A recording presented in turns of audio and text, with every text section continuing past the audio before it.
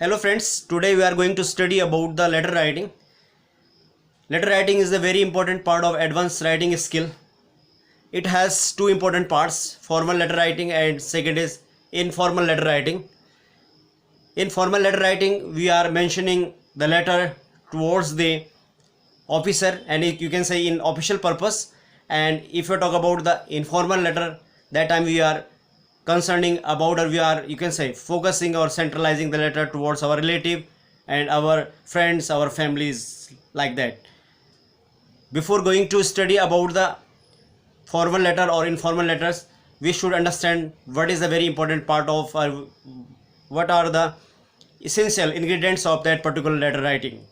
So today we are going to talk about the formal letters, and before going to talk about the formal letters, we are talking about the its important ingredients.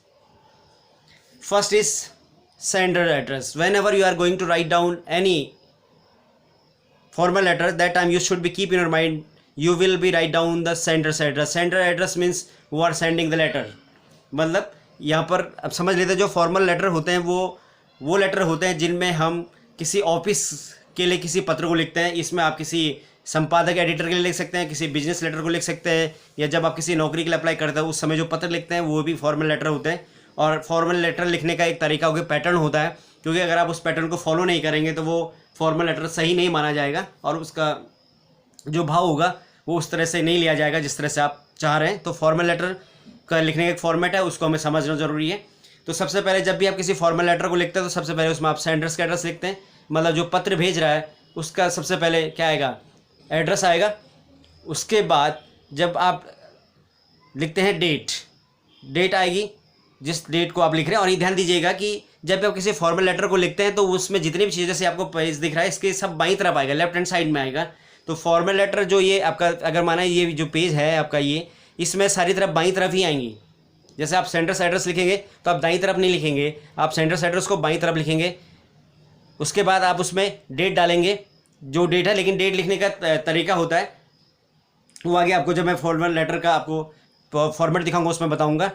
मतलब उसमें आप दूसरी ये इस बात मैं क्यों कह रहा हूँ, ये बात इसलिए कह रहा हूँ कि जब भी आप किसी फॉर्मल लेटर को लिखते हैं तो उसमें एब्रीविएशन का यूज़ नहीं करते. जैसे आपने नोट मेकिंग देखा होगा, आपको मेरे नोट मेकिंग का वीडियो भी देखना होगा, उससे आपको आइडिया आ जाएगा कि एब्रीविएशन क्या होता है. एब्रीविएशन में तीन चीज़ें आती हैं, एक एक्रोनिम्स आता है, एक कॉन्ट्रैक्शन आता है और एक शॉर्ट फॉर्म आती है. तो नोट मेकिंग में इनको यूज़ करना अनिवार्य होता है, एब्रीविएशन का यूज़ करना अनिवार्य होता है, लेकिन लेटर्स में आप एब्रीविएशन को यूज़ नहीं कर सकते. उनको आपको अवॉइड करना होगा, जैसे आपको डेट लिखने में ही है. तो जैसे आज अगर माना ये हम 13 Feb लिख रहे हैं तो 13 Feb लिख रहे हैं तो FEV नहीं लिखेंगे. या जैसे हम आज 13 अगस्त लिख रहे हैं तो 13 अगस्त, यस, इस तरह से नहीं करेंगे, एब्रीविएशन है. इस तरह के हम फॉर्म को यूज़ नहीं कर सकते, हमें पूरा लिखना पड़ेगा अगस्त 2020. ये गलत है. इस तरह के तरीके को हम यूज़ नहीं करेंगे इससे, क्योंकि फॉर्मेट के हिसाब से नंबर होते हैं एग्जाम में. उसके बाद आप करते लिखते हैं रिसीवर्स एड्रेस. रिसीवर एड्रेस का मतलब होता है जिसके वो आप पत्र लिख रहे हैं. सेंटर एड्रेस का मतलब होता है कि जो पत्र को भेज रहा है, और रिसीवर एड्रेस होता है वो जो पत्र जिसके लिए पत्र लिखा जा रहा है. तो जिसको आप पत्र लिख रहे हैं उसके बाद आप उसका एड्रेस को डालेंगे. ये भी आपको फॉर्मेट में दिखेगा, ये भी बाईं तरफ ही होगा. सेंडर एड्रेस के ठीक नीचे डेट होगी, सेंडर एड्रेस बाईं तरफ होगा, डेट भी बाईं तरफ होगा, रिसीवर एड्रेस डेट के नीचे होगा. और जब भी आप इन सब चीज़ों को लिखें तो सेंडर एड्रेस लिखने के बाद एक लाइन छोड़ेंगे, फिर डेट लिखेंगे, डेट की एक लाइन छोड़ने के बाद फिर आप रिसीवर्स एड्रेस लिखेंगे. इस एड्रेस को लिखने के बाद आप क्या लिखेंगे, सैल्यूटेशन लिखेंगे. सैल्यूटेशन का मतलब होता है, जैसे आप यहाँ पे लिख सकते हैं क्या, जैसे सर या मैडम या डियर सर या डियर मैडम, इस तरह से आप लिख सकते हैं. इनमें से कुछ भी लिख सकते हैं, सर लिख सकते हैं, मैडम लिख सकते हैं, डियर सर लिख सकते हैं, डियर मैडम लिख सकते हैं. लेकिन एक चीज़ ध्यान दीजिएगा कि जब कभी आप फॉर्मल लेटर लिखते हैं और आपको ये पता नहीं होता कि जिसको मैं पत्र भेज रहा हूँ उसको आप जानते नहीं. सपोज आप किसी ऑफिस में कोई पत्र भेज रहे हैं, आप किसी एडिटर को पत्र भेज रहे हैं और आपको पता नहीं कि जो एडिटर इन चीफ है, जो एडिटर है वो कौन है, वो मैडम है या सर है. तो फिर आपको कन्फ्यूजन होगा कि आप क्या लिखेंगे, सर लिखेंगे या मैडम लिखेंगे. तो ऐसा नहीं कि आप सर भी लिख दें और ऑब्लिक मैडम करके लिख दें स्लैश करके, ये भी पॉसिबल नहीं है. तो ये ध्यान दीजिएगा, बहुत इंपॉर्टेंट है कि जब कभी आपको पता नहीं होता है कि जिसको आप पत्र भेज रहे हैं उसका जेंडर क्या है, मेल है या फीमेल है, तो आप हमेशा सर का प्रयोग करेंगे. ध्यान दीजिएगा, इसका ये बहुत इंपॉर्टेंट चीज़ है कि जब कभी आपको पता नहीं होता कि आप पत्र किसको भेज रहे हैं तो उस परिस्थिति में आप हमेशा किसका प्रयोग करेंगे, सर का प्रयोग करेंगे. ठीक है, और स्लैश करके मैडम नहीं लिख देंगे, क्योंकि आप वो कह सकते हैं कि सर मुझे कन्फ्यूजन है कि मैडम है सर, इसलिए मैं दोनों को ऑप्शन लेके चल रहा हूँ। तो इस स्थिति में केवल आप सर का ही प्रयोग करेंगे या डियर सर का प्रयोग करेंगे, मैडम नहीं लिखेंगे। लेकिन अगर आपको पता है कि जिसको मैं पत्र भेज रहा हूँ उस पोस्ट पे मैडम है, तो तब आप मैडम लिख सकते हैं या डियर मैडम लिख सकते हैं। लेकिन अगर आप जानते नहीं हैं तो आप सर या मैडम, सर या डियर सर ही लिखेंगे। उसके बाद आएगा आपका सब्जेक्ट। सब्जेक्ट का मतलब जिस परिप्रेक्ष्य में जो आपका लेटर भेजने का उद्देश्य है, किस पर्पज से आप लेटर को भेज रहे हैं, उसको आप सब्जेक्ट में मेंशन करते हैं। Regarding traffic problem, regarding water problem, regarding you can say बिजली सप्लाई, ठीक है, इलेक्ट्रिसिटी सप्लाई।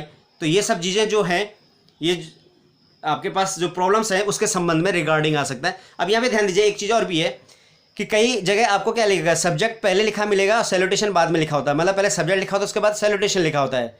लेकिन यहाँ पर हम सैल्यूटेशन थोड़ा इसमें चेंज किया गया है, पहले सब्जेक्ट को पहले लिखा जाता था और सैल्यूटेशन को बाद में लिखा जाता था। मतलब ये जो सैल्यूटेशन होता था नीचे आता था और सब्जेक्ट ऊपर आता था। लेकिन अब क्या है, सैल्यूटेशन को पहले लिखा जाता है नए फॉर्मेट में और सब्जेक्ट को नीचे लिखा जाता है। लेकिन अगर आप थोड़ा सा इसी तरह से भी करना चाह रहे हैं, तो अगर आप अपने जो आपका जिसको आप पत्र भेज रहे हैं, जो रिसीवर है, उसका ध्यान बहुत जल्दी आकर्षित करना चाहते हैं, तो आप सब्जेक्ट को ऊपर लिखेंगे और सैल्यूटेशन को नीचे लिखेंगे। लेकिन अगर आप एक फॉर्मल लेटर लिख रहे हैं जो जनरली आप लिखते हैं, ठीक है, तो फिर आप सैल्यूटेशन को ऊपर लिखेंगे और सब्जेक्ट को नीचे लिखेंगे। वैसे जो मॉडर्न पैटर्न है उसमें सैल्यूटेशन को पहले लिखा जाता है और सब्जेक्ट को बाद में लिखा जाता है। उसके बाद आता है आपका body of the letter. Body का मतलब लेटर में क्या क्या चीज़ें लिखेंगे जब आप लेटर को शुरू करेंगे। तो ये भी आपका बाईं तरफ से शुरू होगा और इनकी इससे के नीचे होगा। सेंटर के ठीक नीचे डेट आएगी, एक लाइन छोड़ के फिर रिसीवर एड्रेस आएगा, फिर एक लाइन छोड़ के सैल्यूटेशन आएगी, एक लाइन छोड़ के फिर क्या आएगा, सब्जेक्ट आएगा, और फिर एक लाइन छोड़ के नीचे से आप क्या कर देंगे, बॉडी शुरू कर देंगे। उसमें सबसे पहले आप इंट्रोडक्शन देते हैं चीज़ों का कि भाई क्या क्या चीज़ें हैं। उसके बाद मेन बॉडी आएगी, उसके बाद आप कंक्लूजन देते हैं। ये दिख रहा होगा आपको, इंट्रोडक्शन आपका शुरू में 1-1.5 लाइन का, फिर उसके बाद मेन बॉडी। इंट्रोडक्शन का मतलब क्या होता है कि आप ये बता देते हैं कई बार कि भाई कि मुझे आपके पत्र से पता चला, या मुझे न्यूज़पेपर से पता चला, या आप जो पत्र आप अगर आपने पहले भेजा है तो उसका रेफरेंस दे देते हैं आप कि भाई इस तरह से मैंने पहले भी आपको पत्र भेजा था इस तरह से। तो आप थोड़ा इंट्रोडक्शन देते हैं, ठीक है। थोड़ा सा सेल्फ इंट्रोडक्शन से बचिएगा कि मैं अपना नाम बताएं कि मैं ये लिख रहा हूँ, तो सेल्फ इंट्रोडक्शन से बचेंगे। लेकिन इंट्रोडक्शन का मतलब उस चीज़ का इंट्रोडक्शन जिस परिप्रेक्ष्य में आप पत्र को लिख रहे हैं। फिर मेन बॉडी में आपका पर्पज आ जाएगा, जो आपकी प्रॉब्लम है उसका, और फिर उसका क्या कंक्लूजन, उसका क्या सॉल्यूशन हो सकता है, क्या सॉल्यूशन आप चाह रहे हैं और क्या सॉल्यूशन हो सकता है, उसको आप कंक्लूजन में डालेंगे। फिर उसके बाद आप थैंक यू लिखेंगे। कई जगह लिखा भी जाता है, कई जगह नहीं भी लिखते हैं, लेकिन लिख सकते हैं आप थैंक यू, ठीक है। उसके बाद यूवर्स में ध्यान दीजिएगा कि पहला अक्षर कैपिटल होगा और एस आएगा, एपोस्ट्रोफी एस नहीं आएगा। यहाँ पर ध्यान दीजिएगा, एपोस्ट्रोफी यूवर्स जैसे दिख रहा हो तो यहाँ पर एपोस्ट्रोफी एस का प्रयोग नहीं कर सकते हैं।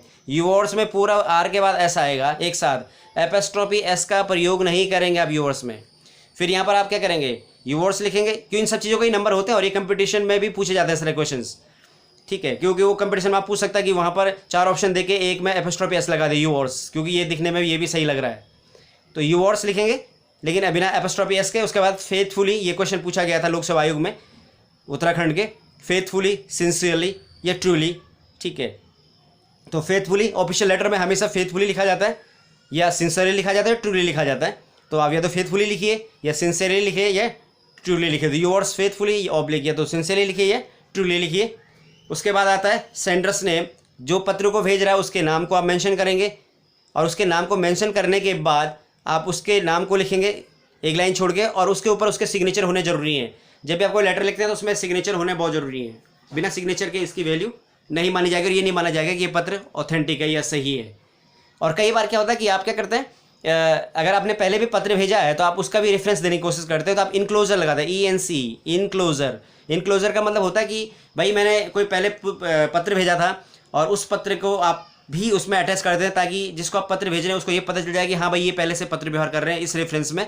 तो उनको याद दिलाने के भाई कि मैंने पहले भी पत्र भेजा था, इसलिए आप क्या करते हैं, इनक्लोजर लगा देते हैं, ठीक है। ये कार्बन कॉपी लगा देते हैं या पर प्रोक्यूरेशन यूज़ करते हैं। इसका मतलब होता है पर प्रोक्यूरेशन का मतलब होता है आपकी किसी के बदले जब आप साइन करते हैं, मतलब जैसे जब आप मूल निवास वगैरह बनाते होंगे तो जैसे कहीं देखा जाएगा आपने कि वहाँ पे DM नहीं है, तो DM की जगह में कोई, उसकी जगह पे, उनकी जगह पे कोई अपॉइंटी होता है, तो कृत्य जिलाधिकारी देखा होगा आपने, तो उनके बिहाफ में जो साइन कर देता है उसे पर प्रोक्यूरेशन कहते हैं। कार्बन कॉपी समझ रहे होंगे आप, ये शॉर्ट फॉर्म है। देखिए इनक्लोजर, इसको क्या कह देता है, यहाँ पर ENC लिखा, शुरू के अक्षर लिए गए हैं, इसको कह देते हैं आप क्या, कॉन्ट्रैक्शन C.C, यहाँ पर ये यूज़ किया गया है, इसको क्या कह सकते हैं आप, इसको कहते हैं आप क्या, एक्रोनिम्स, एक्रोनिम्स में क्या करते हैं, शुरू के ही अक्षर ले लेते हैं कैपिटल, कार्बन का सी और कॉपी का सी, और ये देखो पर का पी और प्रोक्यूरेशंस का पी, ये क्या है, ये दोनों के दोनों एक्रोनिम हैं, एक्रोनिम्स।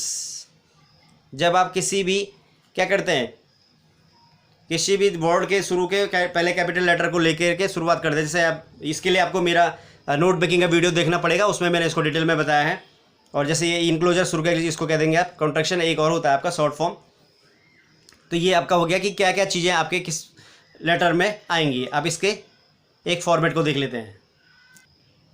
अब देखिए ये एक फॉर्मेट है इसका कि यहाँ पर एक पत्र लिखा जा रहा है किसके लिए, एडिटर के लिए। तो देखिए फॉर्मल लेटर का फॉर्मेट देखिए, सबसे ऊपर क्या लिखेंगे आप, फॉर्मल लेटर, ठीक है, ये तो आपको पता। उसके बाद सेंडर, ये जो आपको ऊपर सबसे पहले दिख रहा है, क्या दिख रहा है, 13 MG रोड न्यू दिल्ली, ये किसका एड्रेस है, ये आ गया आपका सेंडर्स एड्रेस, ये क्या है आपका सेंडर्स का एड्रेस आ गया, दिख रहा है। उसके बाद ये क्या आ गई आपकी डेट, सब बाईं तरफ दिख रहा होगा आपको, सारे के सारे किस साइड में, लेफ्ट हैंड साइड में। ये आपको पेज दिख रहा है, तो इस पेज के सारी की जो इन्फॉर्मेशन है कहाँ लिखी जा रही है, बाईं तरफ लिखी जा रही है। और दिख रहा होगा आपको कि जब आप सेंडर्स एड्रेस उसके एक लाइन छोड़ने के बाद फिर आप क्या लिखेंगे, डेट लिखेंगे। देखिए 13 अगस्त पूरा लिखा गया 2020। और अगर इसी डेट को हम ऐसे लिखेंगे, ध्यान दीजिएगा, अगस्त, ठीक है 13, तो यहाँ पर कॉमा भी यूज़ करेंगे आप, क्योंकि ये अगर हम 13 लिख दो तो पूरे का पूरा क्या नंबर बन जाएगा, ठीक है। तो अगर ऐसा ऐसा लिख देंगे 13-2020, तो देखिए आपको खुद लग रहा होगा कि क्या हो रहा है, थोड़ा सा इसमें क्या है, गड़बड़ी है, ये सही नहीं। इसलिए जब आप अगस्त 13 लिखेंगे तो कॉमा का यूज़ करेंगे, तब आप आगे लिखेंगे। और अगर आप इस तरह से लिखें 13 अगस्त, तो आप कॉमा का यूज़ नहीं भी कर सकते हैं, क्योंकि हम इसमें इस तरह के कॉमास को अवॉइड करते हैं। उसके बाद आप लिखेंगे एक लाइन छोड़ के फिर किसका, एडिटर एड्रेस, मतलब जो रिसीवर है, रिसीवर्स एड्रेस, किसका एड्रेस आएगा, रिसीवर का एड्रेस आ जाएगा। तो यहाँ पर उसके बाद आप लिखेंगे रिसीवर एड्रेस आ जाएगा, जैसे यहाँ पे लिखा है, ये आपका सेंटर एड्रेस है A13 MG road new Delhi, फिर 13 अगस्त 2020, the editor the Times of India आ गया। उसके बाद फिर एक लाइन छोड़ के आप क्या कर रहे हैं, सैल्यूटेशन, ये क्या आ गया आपका, सैल्यूटेशन, ये सैल्यूटेशन आ गया आपका, मतलब रिस्पेक्ट दे रहे हैं सर। क्योंकि मैंने कहा मैं नहीं जानता कि भाई जो टाइम्स ऑफ इंडिया के एडिटर है वो कौन है, मेल है या फीमेल है, इसलिए मैंने किसका प्रयोग किया है, सर का। जो मैंने आपको कहा भी था कि जब आपको पता नहीं होता कि मेल है या फीमेल है, तो आप किसका प्रयोग करेंगे, सर का प्रयोग करेंगे या डियर सर का प्रयोग करेंगे। उसके बाद आएगा आपका सब्जेक्ट, कि किस परिप्रेक्ष्य में आप पत्र को भेज रहे हैं। तो जैसे यहाँ पे सब्जेक्ट आ गया रैश एंड रेकलेस ड्राइविंग, मतलब जो आपने देखा कुछ लोग क्या करते हैं, बहुत अजीब सी गाड़ियाँ चलाते हैं जब ट्रैफिक वाली जगह पे या जहाँ पर भीड़ भड़ाका होता है, वहाँ पर कुछ लोग क्या करते हैं, बहुत रैश ड्राइविंग करते हैं, बहुत तेज़ गाड़ियाँ चलाते हैं, और जिससे क्या होता है एक्सीडेंट होने का, या लोगों को डर लगता है रोड क्रॉस करने में या इधर उधर जाने में। तो ये भी जो शहर है उनकी बहुत बड़ी समस्या है, और कई लोगों की वजह से इस वजह से एक्सीडेंट होते हैं, और कई लोग अपाहिज हो जाते हैं, कई लोगों की डेथ हो जाती है। तो उससे बचने के लिए भी जो एक जागरूक नागरिक होता है वो उसकी अपेक्षा करता है कि प्रशासन इन सब चीज़ों का भी ध्यान दे। तो कई बार उस बात को पहुंचाने के लिए लोग किसका सहारा ले लेते हैं, अखबार का, न्यूज़पेपर का, इस तरह का सहारा लेते हैं। जैसे यहाँ पर भी जो पत्र है वो न्यूज़पेपर के लिए लिखा जा रहा है, ताकि जब वो न्यूज़पेपर सभी जगह पहुँचे तो उस पर समाज के लोग भी जागरूक हों, और जो प्रशासन है वो भी थोड़ा उस पर एक्शन ले सके। तो ये आ गया आपका सब्जेक्ट। अब इसको देखिए कैसे स्टार्ट करते हैं। तो अब यहाँ पे क्या लिखा, through the medium of your steamed newspaper, मतलब मुझे आपके जो बहुत प्रसिद्ध अखबार है उसके माध्यम से पता चला। I wish to express my concern, मतलब मेरी जो चिंता है उसको मैं बताना चाह रहा हूँ, about the rash and reckless driving, जो ये बहुत तेज़ और जो रफ गाड़ियाँ चलाते हैं बाजार में लोग, बाई आवर सिटी पीपल, हमारे जो शहर के लोग हैं वो बहुत इस तरह से गाड़ियाँ चलाते हैं। तो उसके प्रति क्या है उनकी चिंता, ये इंट्रोडक्शन पार्ट आ गया उनका, कि ये उसकी क्या है, अपनी चिंता बता रहे हैं अपने उस बारे में, और ये मेन बॉडी का हिस्सा भी है। This is causing a lot of inconvenience, इससे लोगों को बहुत ज़्यादा क्या होती है, प्रॉब्लम्स होती हैं, लोगों को आने जाने में, इधर उधर आने जाने, रोड क्रॉस करने में या बाजार में घूमने में बड़ी दिक्कतें होती हैं, specially during the peak traffic hours. जब पीक ट्रैफिक आवर्स कब होते हैं, जब बच्चे सुबह स्कूल जा रहे होते हैं या जब ऑफिस खुलने का समय होता है, स्कूल खुलने का समय होता है, उस समय बहुत ज़्यादा समस्या लोगों को होती है। पीक आवर्स वही होते हैं सुबह और शाम के। मैनी टाइम्स, कई बार एक्सीडेंट्स अगर, तो इस वजह से कई बार क्या होता है, एक्सीडेंट हो जाते हैं, जो मैं भी डिस्कस कर रहा था, due to the rash and reckless. किसकी वजह से होते हैं ये सब, ये जो लोग तेज़ गाड़ियाँ चलाते हैं और रफ गाड़ियाँ चलाते हैं, खासतौर से जहाँ पर बहुत ज़्यादा ट्रैफिक होता है या शहर के बीचों बीच, वहाँ पर लोगों को बहुत सारी दिक्कतें, उस वजह से बहुत समस्याएँ होती हैं और कई बार एक्सीडेंट भी हो जाते हैं। आई होप, मुझे आशा है, you will publish my letter in your newspaper, मुझे आशा है कि आप मेरे इस पत्र को अपने न्यूज़पेपर में, अपने अखबार में छापेंगे, so that the concern authority, इससे क्या होगा, जो इससे संबंधित अथॉरिटीज़ हैं, जैसे ट्रैफिक पुलिस है, प्रशासन है, ठीक है, ये सब क्या करेंगे, take up the immediate action, उस पर तुरंत क्या लेंगे, एक्शन लेंगे टू सॉल्व दिस प्रॉब्लम, इस समस्या को निजात दिलाने के लिए। उसके बाद देख रहे होंगे फिर थैंक यू, ये भी बाई साइड ही लिखा गया, यहाँ पर क्या लिखा गया, बाई साइड लिखा गया। उसके बाद यूवर्स, फिर यूवर्स देखिए ये यहाँ पे एपोस्ट्रोफी एस का यूज़ नहीं है, सिंसियरली नाम है वैभव, और यहाँ पर आप इसके ऊपर साइन भी होंगे इस तरह से, क्योंकि साइन होना बहुत ज़रूरी है। और इस तरह से यहाँ पर ये आपका एक फॉर्मल लेटर पूरा हो जाता है। शायद आपको ये समझ में आ गया होगा। Thank you very much.